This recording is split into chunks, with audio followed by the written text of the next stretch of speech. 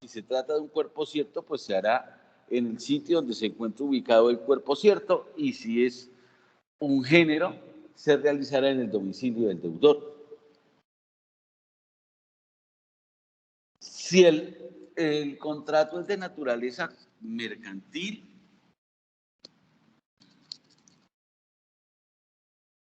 entonces se realizará el pago en el lugar convenido en el contrato y ante el silencio en el domicilio del acreedor.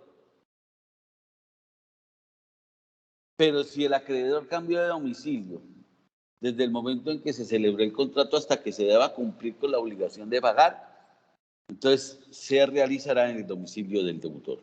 Pero lo ideal es señalar en el contrato en dónde han de pagar. Todo esto lo encuentran en los artículos 1645 a 47 y del Código Civil y 876 del Código de Comercio. El pago, como ustedes ya me han escuchado, desde el punto de vista de su forma, deberá realizarse conforme al tenor literal de la obligación, dice el 1627. Por eso les decía, entre más clara sea la obligación, pues será mucho mejor porque no se corre el riesgo de estar adivinando. ¿En dónde tiene esto? ¿De qué forma debe hacerse el pago? Entonces, se hará conforme diga ahí. Si son obligaciones de cuerpo cierto, ustedes ya saben que es un cuerpo cierto, el acreedor ha de recibirlo con el deterioro normal, salvo que el mismo provenga por culpa del deudor o de uno de sus dependientes, o sea, posterior ese defecto a la constitución en mora del deudor. Pues en ese caso tendrá derecho el acreedor a pedir la rescisión del contrato con indemnización de perjuicios, o si quiere quedarse con la cosa, solamente la indemnización de perjuicios. Yo sé que no me están entendiendo nada, pero ubíquense en un contrato de venta de un carro usado. Pues usted no puede pretender que se lo entreguen como nuevo, porque precisamente es usado. Entonces hay un deterioro normal de la cosa. Por eso se dice, quien lo compra recibe con el deterioro normal, salvo que el deterioro sea generado por culpa, descuido, negligencia del deudor o uno de sus dependientes, o que ese daño, por llamarlo así, sea posterior a la constitución en mora del deudor. Porque si es posterior a la constitución en mora, sí debe el deudor asumirlo. Leamos, por favor, el artículo 1648, si son tan amables.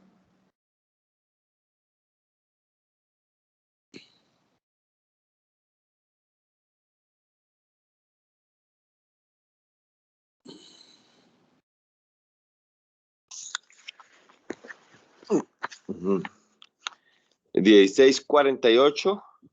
Sí, señor. ¿Cómo debe hacerse el pago? Si la deuda es de un cuerpo cierto, debe el acreedor recibirlo en el estado en el que se halle, a menos que se haya deteriorado y que los deterioros provengan del hecho o culpa del deudor o de las personas por quienes éste es responsable, o a menos que los deterioros hayan sobrevenido después de que el deudor se haya constituido en mora y no provengan de un caso fortuito o que la cosa hubiese estado igualmente expuesta al poder del acreedor. Listo. Gracias. Sí.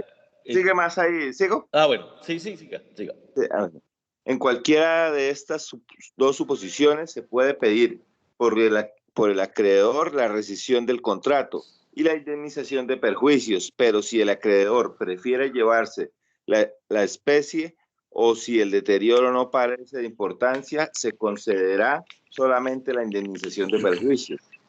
Si el deterioro ha sobrevenido antes de constituirse el deudor en mora, pero no por hecho o por culpa suya, sino de otra persona por quien no es responsable, es válido el pago de la cosa en el estado en que se encuentre, pero el acreedor podrá exigir que se le ceda la acción que tenga su deudor contra el tercero, autor del daño. Por ejemplo, un accidente de tránsito. Entonces hubo un accidente, estrellaron el carro.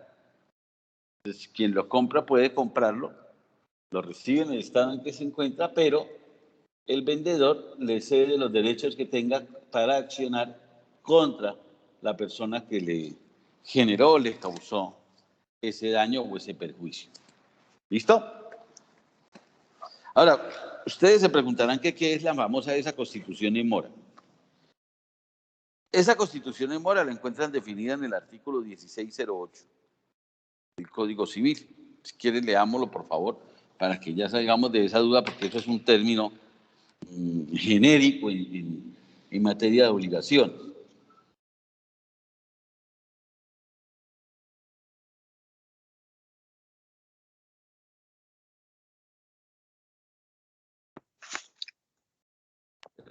Mora del deudor, 1608. El deudor está en mora, primero, cuando no ha cumplido la obligación dentro del término estipulado, salvo que la ley, en los casos especiales, exija que se requiera al deudor para constituirlo en mora. Segundo, cuando la cosa no ha podido ser dada o ejecutada sino dentro de cierto tiempo y el deudor lo ha dejado pasar sin darla o ejecutarla. Tercero, en los demás casos, cuando el deudor ha sido judicialmente reconvenido por el acreedor. Listo.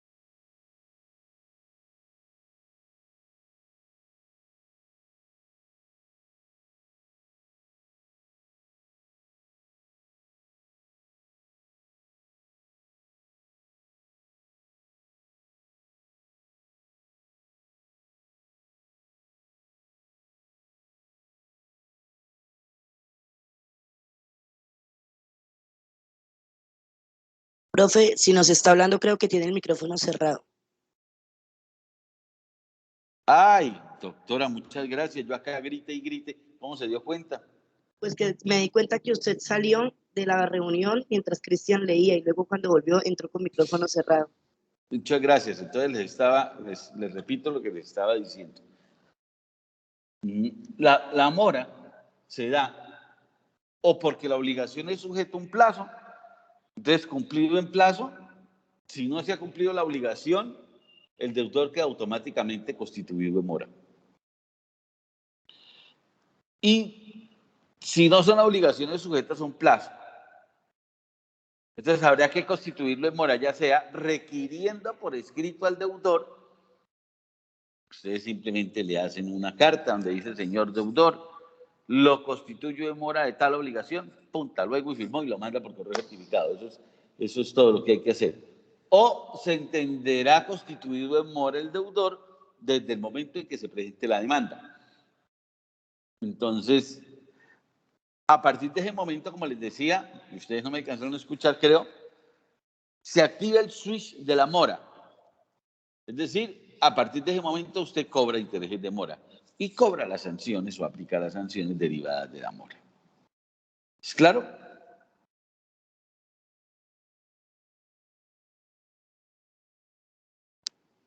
Ahora, tampoco es posible obligar al acreedor a recibir el pago fraccionado, como cuando usted celebra un contrato de obra y usted manda a, qué sé yo, a colocarle piso a todo el apartamento y el señor que le pone el piso le dice: mire, yo le puedo poner, pero yo se lo pongo todo para tal día. y tal día solamente tiene el de la sala. Entonces, el acreedor no está obligado a recibir de manera fraccionada y mucho menos a pagar de manera fraccionada, salvo que el mismo contrato lo permita o salvo que el acreedor así lo acepte.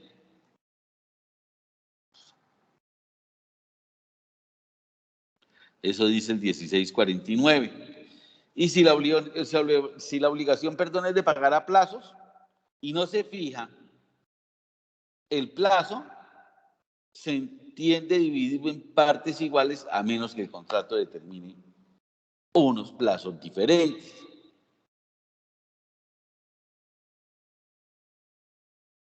Ahora, también puedo pagar, y aquí es importante que pongamos un poco de atención. Puedo pagar con títulos valores. Digamos que el título valor, pues si bien no es un billete, pero sí es un bien mercantil posible de transferir, entonces yo puedo pagar entregando un título valor y el pago se presume hecho por la simple razón de que el acreedor tenga en su poder el título. Sin embargo, ese pago con títulos valores lleva implícita la condición resolutoria de pago. ¿Qué significa eso? Que si vencido el título o presentado el cheque al banco no se paga, opera la condición resolutoria del pago, es decir, no hubo pago y al no existir pago podrá el acreedor ejecutar con el título valor o ejecutar con el contrato. Por eso el artículo 822, si no estoy mal, del Código de Comercio, señala que para esos casos el acreedor, antes de demandar, deberá devolver los títulos, porque usted solamente puede tener un título, no puede tener 2 o 3 por la misma obligación.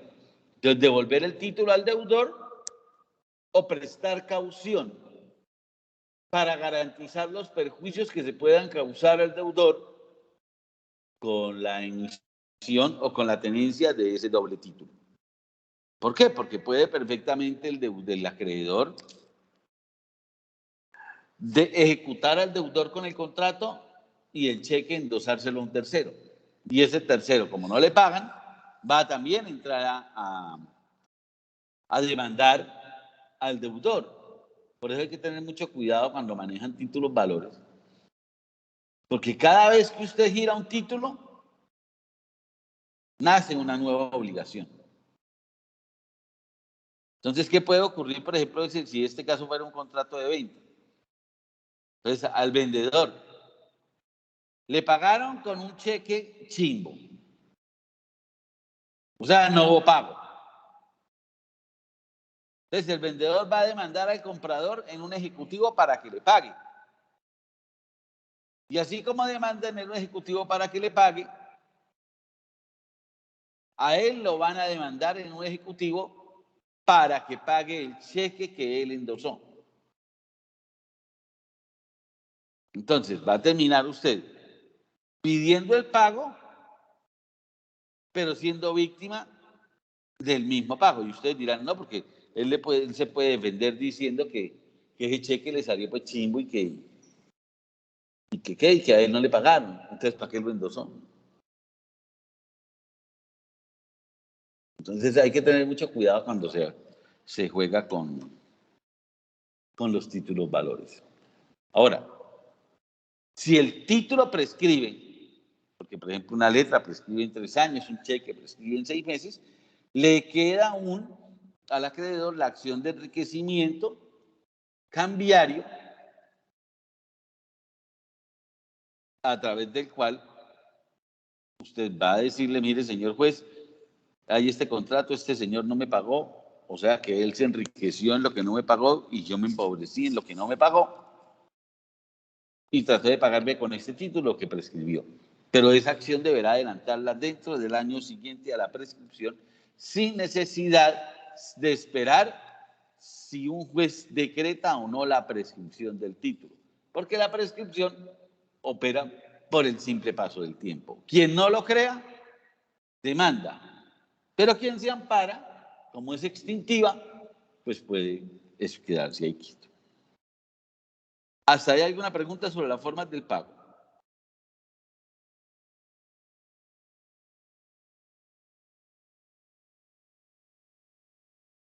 ¿Aló?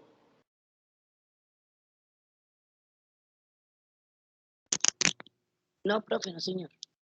Ah, es que pensé que me había quedado otra vez hablando solo. Por eso es que les pregunto.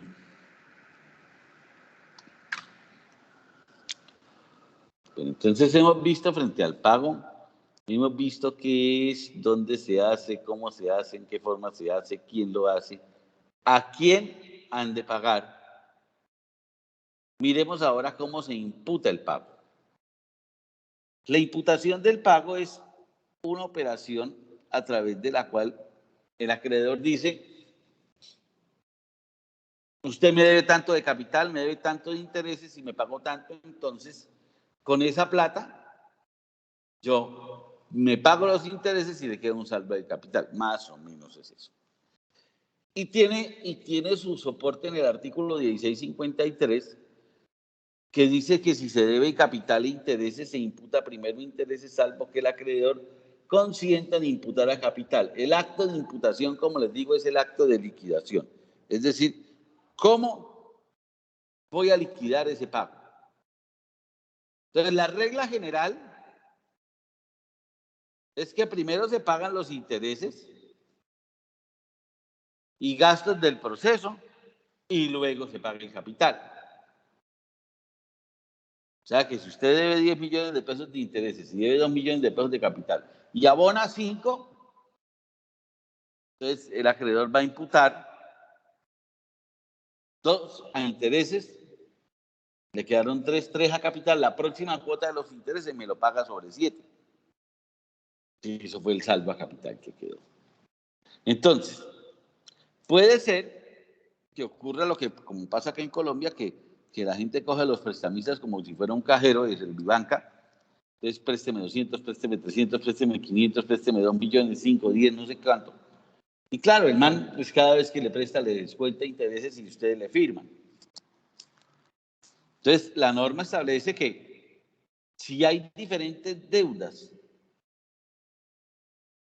el derecho de imputación siempre estará en cabeza del deudor. Es decir, el deudor dice que va a pagar, ¿a qué obligación va a abonar? Salvo que exista un acuerdo con el acreedor. Y si el deudor no imputa, no hace la imputación, el acreedor la hará. Es decir, el derecho será del acreedor. Y si ninguno de los dos ejerce el derecho de imputación del pago, la ley en el artículo 1655 dice que se imputará a la deuda más vieja o la deuda devengada. Y si no hay diferencia, a la que el deudor elija. El único límite que tiene el deudor para imputar el pago es que no podrá, si son varias obligaciones, imputar el pago a la obligación que no ha devengado. Entiéndase, no devengado, la obligación que no ha generado intereses. Entonces, usted tiene varias obligaciones y la tasa de interés de la última es la más alta. Pero resulta que a usted le prestaron hoy y mañana hizo un buen negocio y va a ir a pagarle. Entonces, claro, usted puede pagar cualquiera de las anteriores, pero esta que no ha generado intereses, usted no me la puede pagar. ¿Por qué? Porque es que los intereses, como les decía en la clase que hablamos de intereses, es el fruto civil del dinero. El acreedor tiene derecho a los intereses. No es que no tenga derecho y que sea un hijo de madre porque los cobra, no. El acreedor tiene derecho a los intereses siempre y cuando la liquidación de los mismos se ajuste a los parámetros legales. Es decir, al interés bancario corriente o a una y media mes el interés bancario corriente, como lo señala la ley. Ahora, si el pago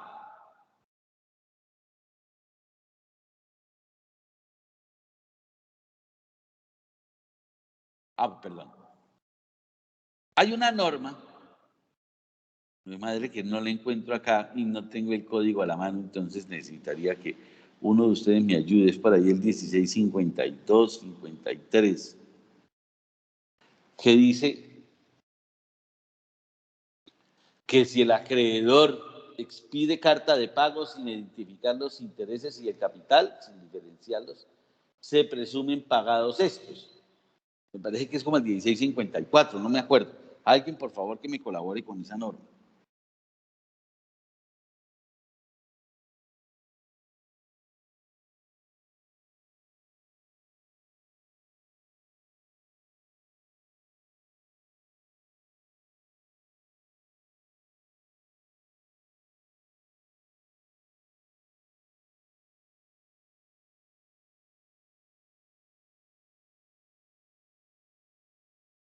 Eh, 1654 es ratificación tácita.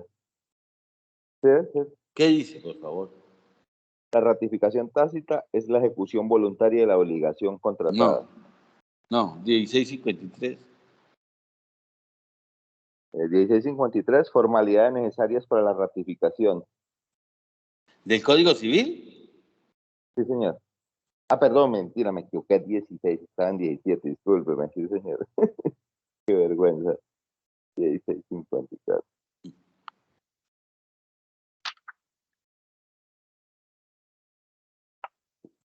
Qué pena.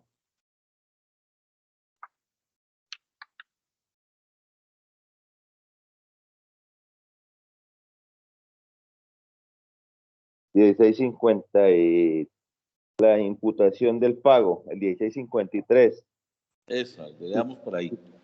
Capital e intereses, el pago se imputará primeramente a los intereses, salvo que el acreedor consienta expresamente que se le impute al capital. Si el acreedor otorga carta de pago del capital sin mencionar los intereses, se presumen estos pagados. Ese es el que les decía. Entonces, fíjate cómo el acreedor tiene que estar ahí pilas cuando expide el recibo.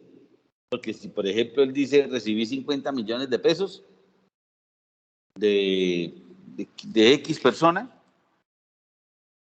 y debe capital e intereses, se presume que esos 50 millones de pesos no fueron pagados a intereses sino a capital, porque los intereses que se adeudaban a ese momento se presume que se pagaron. Así lo establece 1654. Y si se trata de obligaciones periódicas,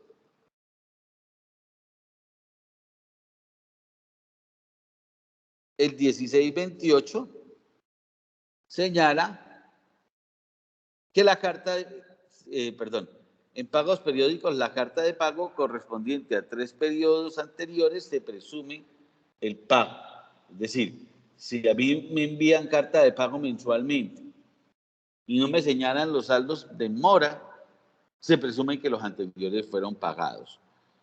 Y ese cuentico estúpido que tienen ahora las personas que dicen, bueno, eso es de toda la vida, que el demandado paga los honorarios del abogado del demandante, eso es paja, eso yo no sé, se lo inventaron de una norma que es el 1629, que dice que los gastos del pago corren por cuenta del deudor, pero esos gastos de pago hay que acreditárselos al acreedor. Ya, y al juez, yo tengo que mostrarle al deudor como acreedor y al juez que me tocó contratar un abogado y que ese abogado me cobró tanto y que yo le he pagado tanto. Si pretendo que los gastos del pago me los asuma el deudor. De lo contrario, no, porque por el hecho de que uno diga que tiene la obligación de reconocer esos gastos, ya se los van a pagar. Que bien le contesta el deudor y al abogado, y este viejo que acaso yo lo contraté, ¿no? Vaya donde lo contrataron. ¿Quién lo contrató? El acreedor. ¿Por qué lo contrató? Porque usted no le pagó. Ah, bueno, entonces acredite lo que usted ha pagado ante el juez y con mucho gusto yo le pago. Pregunta sobre la imputación, gastos y prueba del pago.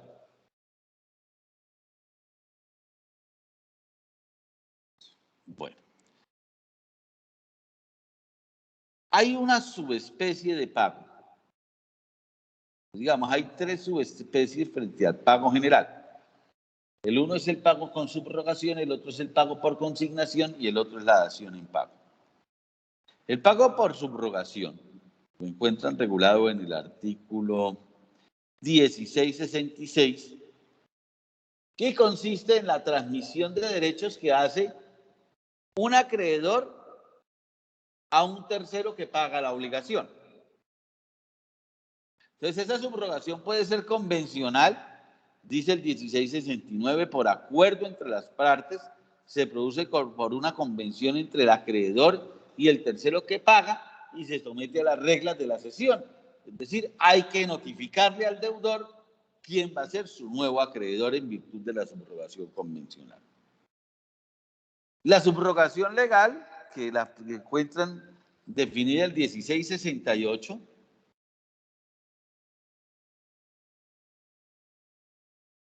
dice la norma que se subroga por ministerio de la ley y aún contra la voluntad de cualquier persona el acreedor que paga a otro acreedor de mejor derecho. Se suponga que a usted le deben 100 millones de pesos, pero el único bien que tiene el deudor es una casa y la tiene hipotecada por 20. Entonces, pues es mejor negocio para usted pagar los 20, subrogarse en los derechos del acreedor hipotecario y ahí sí cobrarla toda. Quien adquiere un inmueble hipotecado, la hipoteca ni la prenda sacan los bienes del comercio. Es decir, si ustedes preguntan, ¿yo puedo vender un bien hipotecado? Sí, yo puedo vender un bien en prenda, sí.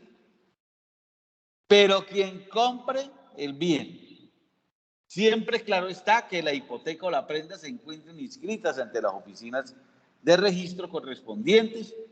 Quien compra el bien asume la deuda. Por eso es que cuando usted viene para allá, qué sé yo, procesal será, ustedes ven que el acreedor tiene dos tipos de acciones. El acreedor, el proceso ejecutivo hipotecario, donde él simplemente pues va detrás de la hipoteca, o el que llamaban antes mixto, que es voy detrás de la hipoteca contra el nuevo dueño, pero voy detrás de los otros bienes de quien me vendió. Tercero, pues el pago de un codeudor solidario. Ustedes bien ya lo saben que es una obligación solidaria y hemos visto cómo el deudor solidario que paga se subroguen los derechos en virtud de esta norma. El tercero que paga con consentimiento del deudor, no contra la voluntad, porque recuerden que el tercero que paga contra la voluntad ni puede reembolsar ni se subroga. Pero el tercero que paga con consentimiento del deudor opera la subrogación por ministerio de la ley. Y esta es una que es buenísima como para rajarlos a ustedes en un preparatorio, incluso un examen de estos, porque uno nunca se imaginó que eso fuera así. El que presta dinero al deudor para que pague, dejándose constancia en la escritura pública de ello. Es decir, yo le pido plata prestada a ustedes para pagarle a un señor y en la escritura pública o en el recibo del pago, digo que estoy pagando con plata prestada por fulano de tal. Y automáticamente ese fulano de tal se subroga en los derechos del acreedor. ¿Es claro? Profesor, en ese caso, ¿cómo así? O sea, el otro también se subroga, así no tenga nada que ver ahí. Pero Claro, él porque él le prestó a usted para que le pagara a un tercero. Entonces, si en el recibo de pago queda constancia de que usted está pagando con una plata que le prestó fulano de tal, ese fulano de tal, por ministerio de la ley, se subroguen los derechos del acreedor a quien se le va a pagar. listo, ok, profesor. La otra modalidad es el pago por consignación, que es aquel pago que se hace contra la voluntad del acreedor, es decir, aquel acreedor que se niega a recibir el pago o que no comparece al sitio para recibir el pago, o el acreedor que fallece con desconocimiento de los herederos frente a la deuda que existe a su favor. Entonces, en todos estos casos yo puedo acudir al pago por consignación.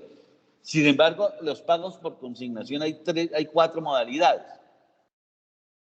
Está el pago por consignación de prestaciones sociales que requieren autorización del juez. Está el pago por consignación de cánones de arrendamiento que se regula por la Ley 820/2003. Está el pago por consignación de títulos valores que se regula, si no estoy mal, por el 696 del Código de Comercio. Y está el pago por consignación del Código General del Proceso, que es en los demás casos, llamémoslo así. Hoy en día es el artículo 381. Entonces, frente a la posibilidad de que el acreedor por su conducta lo haga usted incurrir en intereses de mora, usted puede acudir a este pago por consignación. Simplemente hará una oferta de pago, se la remite al acreedor o a su representante para recibir a la dirección de correo.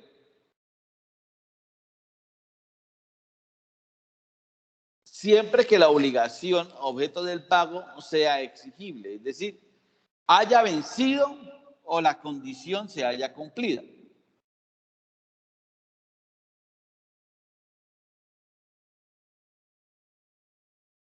Entonces, como ya usted va lo va a presentar ante el juez, usted llega a la constancia de que la oferta la presentó y que nunca le contestaron, y el juez en el auto que admite la demanda le autoriza a usted que consigne a nombre del acreedor.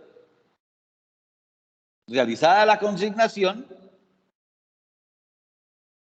se citará una audiencia a las partes donde se va a legalizar la consignación y se le notifica al acreedor el depósito, a efectos de que éste, si a bien lo tiene, vaya y lo saque, o si no, espérese a que se dicte la sentencia. ¿Cómo? El acreedor se negó a recibir, el juez lo condenará a cancelar o a asumir los gastos que implica esa consignación. Y si la consignación es perfecta, pues el juez declarará la extinción de la obligación, declarará la cesación del cobro de intereses de mora, declarará la cesación de responsabilidad del deudor por cualquier riesgo sobre la cosa y cancelará los gravámenes si sobre la cosa pesa un gravamen. Es un proceso realmente sencillo, que lo único que necesita es la voluntad de pagar. Y la tercera modalidad que les decía del pago es la dación en pago. La dación en pago no es un pago, es una forma de pago. Porque para que sea pago debe cumplir el 1627, que es que pague conforme al tenor literal de la obligación. En la dación en pago, el acreedor está autorizando que se le pague de una forma diferente. Leamos, por favor, el artículo 2407 del Código Civil.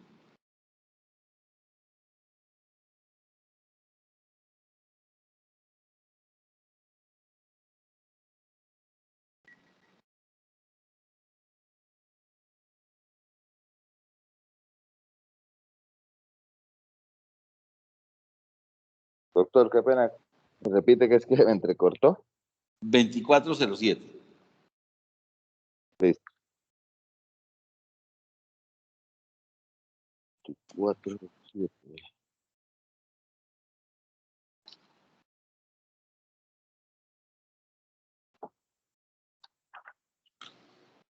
2407. Dación en pago con objeto distinto del obligado. Si el acreedor acepta voluntariamente del deudor principal en descargo de la deuda un objeto distinto del que este deudor está obligado a darle en pago, queda irrevocablemente extinguida la fianza, aunque después sobrevenga evicción del objeto. Entonces, lo primero que es, bueno, que haya una obligación válida, exigible, lo mismo que hemos visto desde hace rato, que el acreedor sea una persona capaz, lo mismo que el deudor sea dueño de la cosa que paga o autorizado por el verdadero dueño para pagar, y que el acreedor acepte que le paguen de esa forma. Yo no puedo obligar al acreedor a que reciba una cosa distinta de la que se comprometieron a pagarle a un pretexto de que la cosa valga más o sea mejor de la que se le iba a entregar. Nadie lo puede obligar a recibir lo que él no compró. Entonces, de esta forma, como hay voluntad, se cumple pues el requisito de la aceptación del acreedor y queda extinguida la obligación por dación en pago. Ahí hablaba Cristian de la evicción. La evicción es una figura de saneamiento del contrato de compraventa que lo verán ustedes el semestre entrante. Y a través de la evicción, yo llamo a quien me vendió para que sanee el proceso, por ejemplo, de la acción de un poseedor. Entonces, vamos a suponer que en este caso, para pagar la obligación que no se pudo pagar en efectivo, se paga con una finca,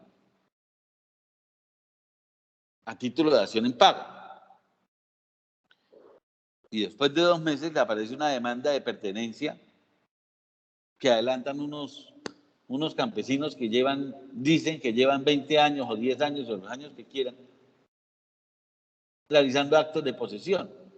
Entonces usted va a decir, pero ¿cómo así? A mí me pagaron, fue con un problema, como dicen en el argot popular. Entonces deberá ese comprador que es vinculado a ese proceso como demandado, dentro del término para contestar la demanda, llamar en garantía a, en este caso, el deudor que le pagó con la finca, o entiéndase el vendedor, para que venga y sanee la venta dentro de ese proceso. O en este caso, sanee la dación en pago.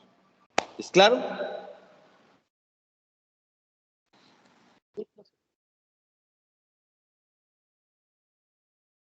Sí, doctor. Ok. Y de esta forma queda visto pues la figura del pago. A ver, veamos uno. Veamos esto. Doctor, una pregunta. Cuénteme. En este caso, el que le pagó con la finca, como he visto en caso de cuando son ventas de bienes inmuebles, ¿eso sería un vicio oculto? ¿Se llama? No. ¿No? No, la evicción es un vicio jurídico, no oculto. Ah. Oculto es cuando no sirve para lo que usted lo compró o sirve medianamente o las condiciones en las que se encuentra son tales que usted o no lo hubiese comprado o hubiera pagado un precio inferior al que le vendieron. Ahí sí hay un vicio oculto que esa acción es la que se conoce como el saneamiento por vicio redimitorio.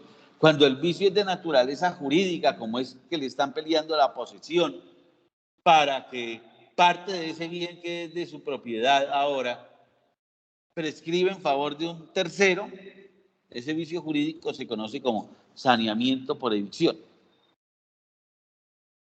O sea, hay 2 tipos de saneamiento en la compraventa: la evicción y los vicios ocultos o redimitorios. Ah, ok, doctor, gracias. ¿Listo? Bueno, vamos a mirar esta otra figura que es cortiquitica, que es la condonación o remisión. La condonación o remisión la encuentran regulada ahí en el 1625 del Código Civil, y es una convención o acuerdo en virtud del cual el acreedor perdona al deudor su deuda o simplemente lo libera del cumplimiento, más elegante, lo libera del cumplimiento sin recibir pago alguno.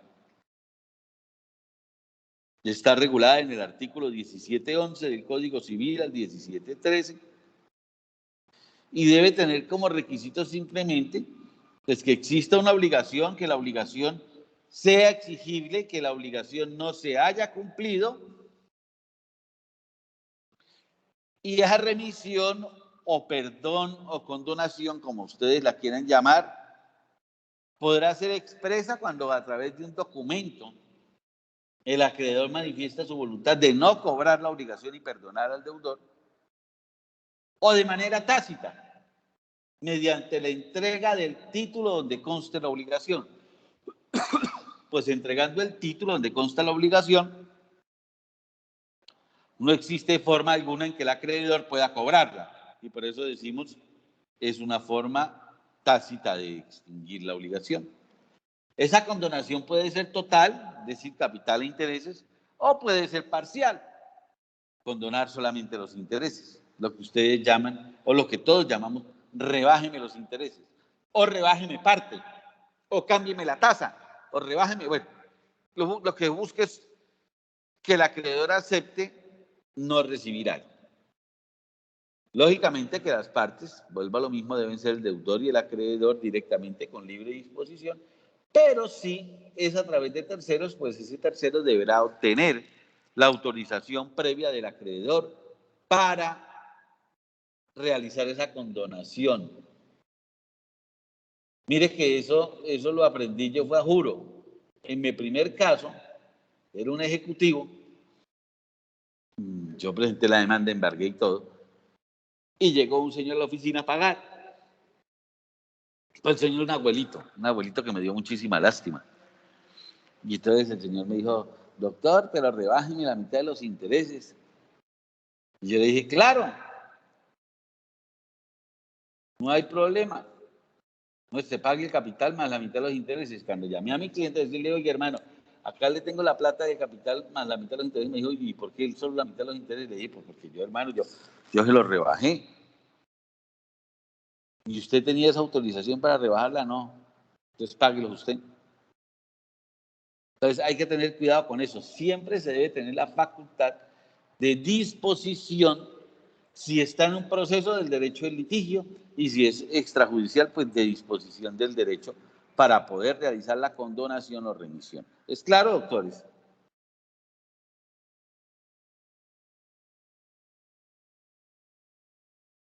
Sí, señor. Ok. Bueno, doctores, entonces por hoy dejamos acá. Mañana, desafortunadamente, no tenemos encuentro, pues tengo una audiencia en Sogamoso a las 8:30. Al final del semestre, si yo les recupero los tiempos, si es que nos quedamos corticos. La próxima clase, el próximo lunes, estudiaremos lo que es la compensación y la novación.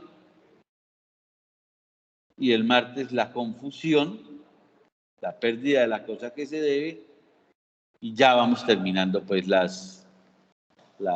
¿qué les iba a decir? Las formas de extinguir una obligación. Les agradecería que mañana, pues que lo tienen entre comillas libre, lean la doctrina sobre el pago, porque esto no es tan fácil como todos lo vemos.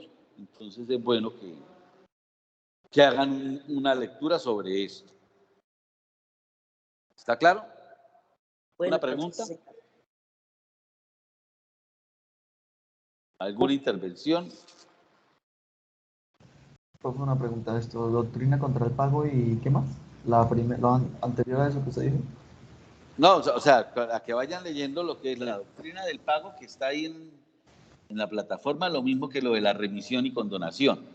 O sea, las lecturas complementarias a las formas de extinguir las obligaciones que hemos visto, que ya ustedes muy seguramente estudiaron la del mutuo disenso. Entonces, que fue la primera forma de extinción que vimos. Hemos visto 3, mutuo disenso, el pago y la remisión o condonación. ¿Listo? Listo, sí, sí. Listo. Ok. Listo, doctores. Bueno, que tengan un buen día. Bueno, profe, chao. Chao. Igualmente.